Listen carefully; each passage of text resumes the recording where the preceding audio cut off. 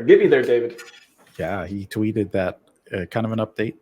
They're working on doing the DDoS attacks on the testnet right now. That's what they're focusing on, like a red team, blue team, and they're doing internal. It's on the private testnet, so it's even we can't see it's not public, but that's going on, and they're going to make some tweaks to I think the number of validators. He said the entropy of validators. So it sounds like he's going to add more, maybe more than 33.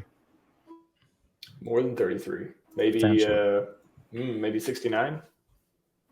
That works. That is more than 33.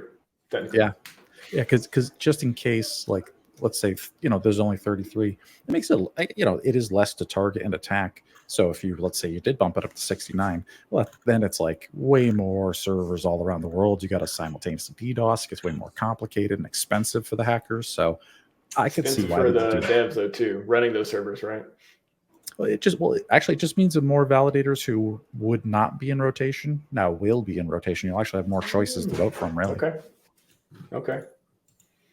Interesting. Yeah, the people attacking and the people. Yeah, I could see that. I mean, that is something you would do again from security background here.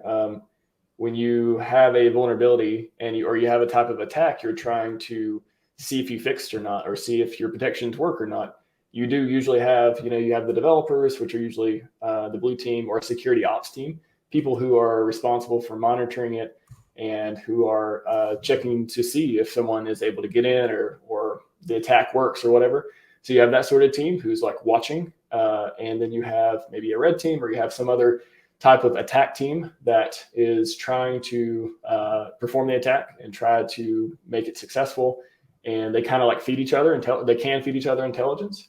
But for this case, it sounds like if that's what's happening, it sounds like they're in a testing scenario where, the one team is attacking it by exploiting the vulnerability, the bugs that they found that they're fixing, that they probably have fixed, but they want to verify, is it actually fixed?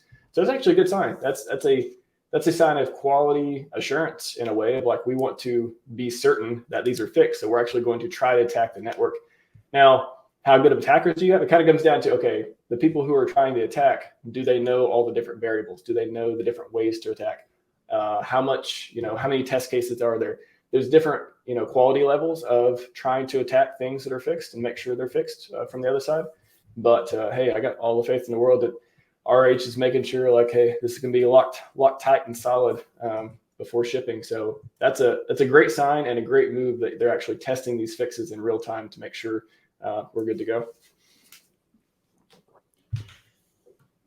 Period. Yeah, very, very exciting. Yeah, because that shows progress. We're getting that's progress. Really good. That's good news, because once that's tightened up and once security is great, it can't be DDoS. Once we can guarantee that we're not going to pull a Solana, then that's good progress. That's amazing. Yes, for sure.